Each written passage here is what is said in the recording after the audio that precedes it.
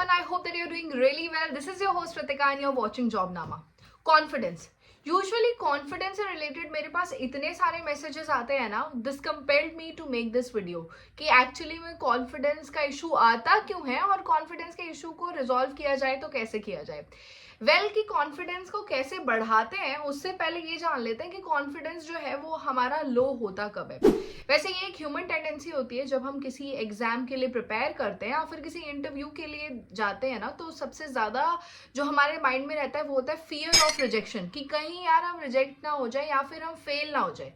So the fear of failure and fear of rejection, this leads to lack of confidence. यानी कि जब ये दोनों आपके माइंड में ज्यादा प्रोमिनेंट तरीके से रहेंगे, आपके अंदर कॉन्फिडेंस जो है वो लो रहेगा। दूसरा आता है इसके अंदर, that is lack of preparation.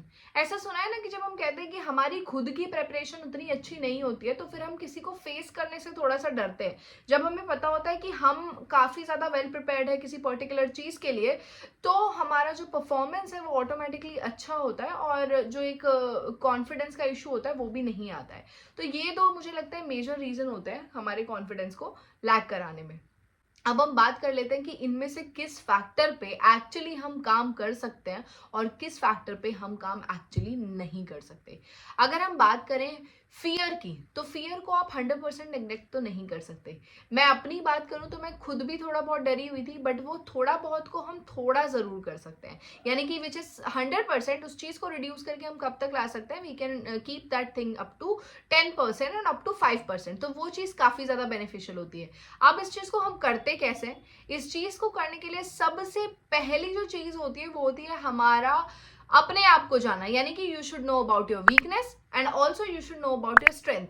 जब आपको अपनी इन दोनों चीजों के बारे में पता होगा कि मेरी क्या वीकनेस है और मेरी क्या स्ट्रेंथ है, तो जब आप एक इंटरव्यूअर को फेस करोगे तो आप काफी ज्यादा अनएक्सपेक्टेड सिचुएशन के लिए रेडी होगी। इस चीज को एक एग्जाम्पल की तरह समझते हैं। किसी को पता ही नहीं है कि वो ईवीएस में ज्यादा स्ट्रांग नहीं है, तो जब उससे ईवीएस के क्वेश्चंस पूछे जाएंगे तो वो मतलब वो बहुत घुमा फिरा के और ऐसे गोल गोल आंसर्स देगा।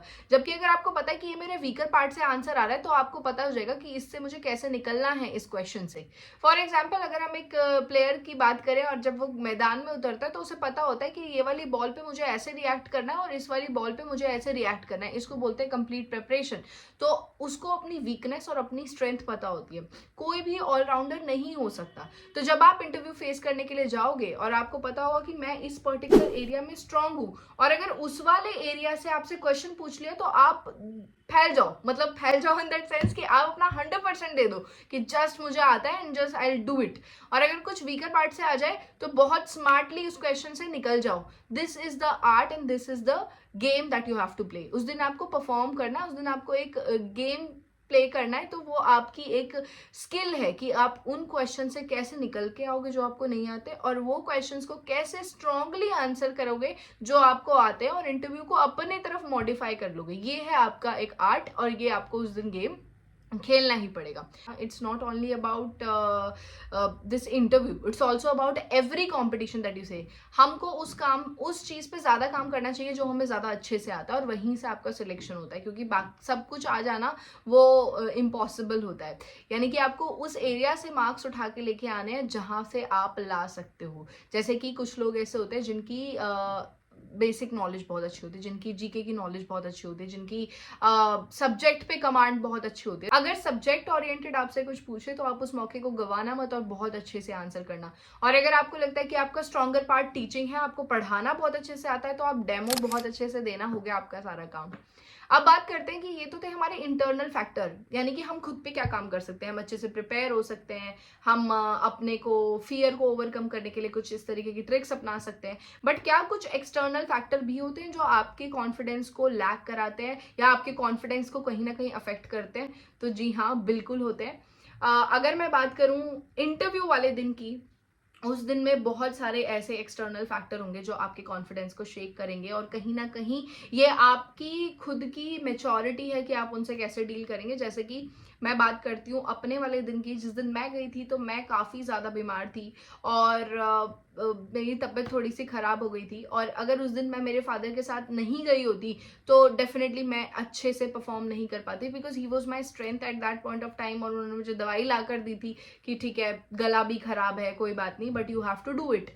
बट ऐसे में क्या होता है कि अगर हम किसी एक ऐसे पर्सन के साथ चले जाते हैं जो हमारे साथ खुद इंटरव्यू में बैठने जा रहा है, उस दिन काफ़ी ज़्यादा कॉम्पिटिटिव एनवायरनमेंट बन जाता है और डायरेक्टली इनडायरेक्टली हम वहाँ पे फ्रेंडशिप और इस तरीके की चीज़ें नहीं निभा पाते। तो मेक श्योर या तो आप अकेले जाओ, वेरी गुड, अकेले जाना भी बुरा नहीं होता। अगर आप अकेले नहीं जा रहे हो तो आप उस पर्सन को अपने साथ लेके जाओ जो आपके साथ में ज़्यादा कंफर्टेबल है और जो आपको ज़्यादा बेसिकली कॉन्फिडेंस प्रोवाइड कर सकता है, जो आपका सपोर्ट सिस्टम है।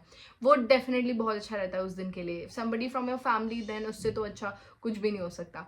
अब बारी आती है कि जब आप इंटरव्यू में बैठे हो और जब हम इंटरव्यू देने के लिए जा रहे होते हैं तो हम पैनल के बाहर वेट करते हैं अपने अपनी टर्न का।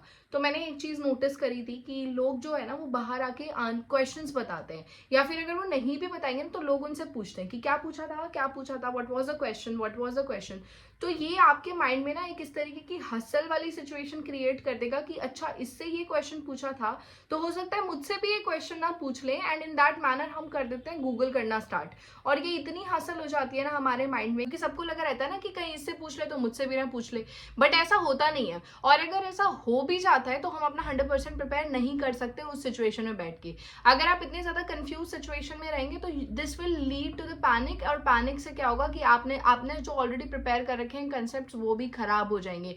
यूजुअली लोग उस दिन का बैठ के करंट अफेयर देख रहे होते हैं, आज क्या डेटा, आज क्या तारीख है, और ठीक है वो करो, बट वो किसी के सुनने से नहीं करना है। बिकॉज होता क्या है कि वो आके बता रहा है बट प्रोबेबिलिटी क्या है, 1/2, 50% चांसेस है कि वो पूछेगा, इंटरव्यूअर जो उससे क्वेश्चन पूछे 50% चांसेस है कि हो सकता है कि इंटरव्यूअर पूछे ही ना आपसे वो कि जो सामने वाले से क्वेश्चन पूछे थे। सो दैट्स वाई इस सिचुएशन से आपको बचना है। प्लस किसी भी तरीके का डिस्कशन नहीं करना है। बहुत सारे लोग वहाँ पे काफी ज्यादा एक्टिव होते हैं, आप देखेंगे वहां जाके, जिस दिन आप ये वीडियो अगर देख के जाओगे एक दिन पहले इंटरव्यू से, देन यू विल रियलाइज कि आई वाज राइट, कि वो बहुत ज़्यादा बातें कर रहे होते हैं कि ये आया वो आया, एंड वो उससे आपको कोई फ़ायदा नहीं होता। या ये पढ़ लेते हैं या वो पढ़ लेते हैं। तो इट्स बेटर कि आप एक शांति वाली जगह पे बैठो, खुद बैठ जाओ, पॉजिटिव रखो अपने आप को।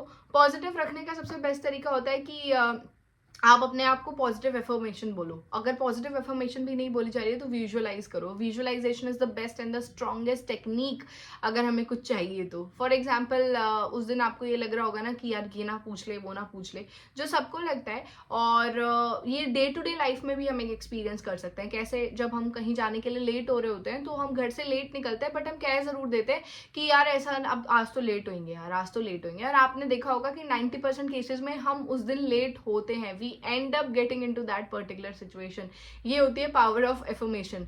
तो आप ये मत सोचो कि यार यही पूछेगा यही पूछेगा, फिर बाहर आके यही बोलोगे कि ये अच्छा यही बोल रहा था ना, यही पूछ लिया मुझसे, मैं यही सोच के गया था। तो ऐसा कुछ सोचना ही नहीं है। जस्ट थिंक पॉजिटिव कि हाँ ऐसा ऐसा है, ये पूछेगा जो मुझे आता है, और उसका फर्क पड़ता है।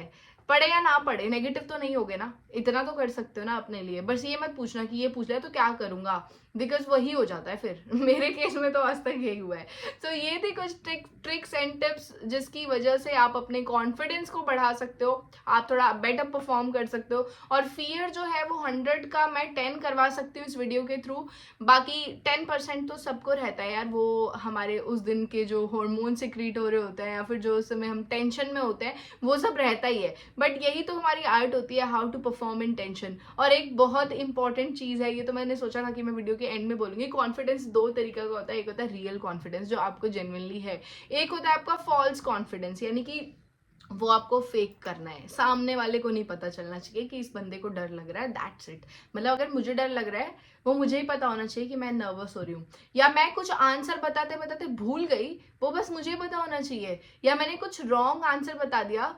कई बार ना मेरे साथ ऐसे होता था डिबेट्स में, मैंने कुछ रॉन्ग डेटा बोल दिया। अब मुझे पता होता था कि मैंने वो रॉन्ग डेटा बोल दिया, पर मैं उस डेटा को इतना स्ट्रांगली बोलती थी वन गो में कि सामने वाला कन्विंस हो जाता था कि ये तो सही बोल रही है, यही तो होगा डेटा। उसका ध्यान ही नहीं जाता था कि वो डेटा वो वेरीफाई करे। अब ऐसा करना मत, बट हाँ अगर लगे कि कुछ ऐसे छोटी मोटी सी चीज़ है, कोई डेट नहीं है, कोई नंबर नहीं है, या कुछ ऐसा स्ट्रॉन्ग डेटा नहीं है जो वो क्रॉस चेक कर सकता है गूगल से, तो छोटी मोटी चीज़ है ना, तो उसको तो जाने देना, उतना तो कोई फर्क नहीं पड़ता। वो तो सामने वाले को क्या पता कि आपने क्या बोला है क्या नहीं बोला। हॉबीज में जो क्वेश्चन आते हैं ना उन पे आप थोड़ा बहुत घुमा सकते हो ऐसे। तो आप अपने को पता होना चाहिए कि मैंने गलत बोला, बट जैसे कोई सॉन्ग राइटर है तो उसने क्या लिरिक्स लिखे हैं वो सिर्फ उसी को पता है, आपको तो गाना सुनाई देगा अच्छा सा बढ़िया सा। तो जब वो परफॉर्म कर रहा होता है ना लाइव, ये मेरे साथ भी होता था, मैं तो करती थी बहुत सारी मिस्टेक्स, बट इतने प्यार से करती थी या इतने तरीके से मिस्टेक करती थी, सामने वाले को पता ही नहीं चलता था कि मिस्टेक हुई है। ये आर्ट है, ये धीरे धीरे सीखनी पड़ती है। ये था आज का छोटा सा video. I hope this would have been really productive to you. This is your host Ritika. I'll meet you in the next episode. Till then, keep preparing and keep hustling. Bye bye.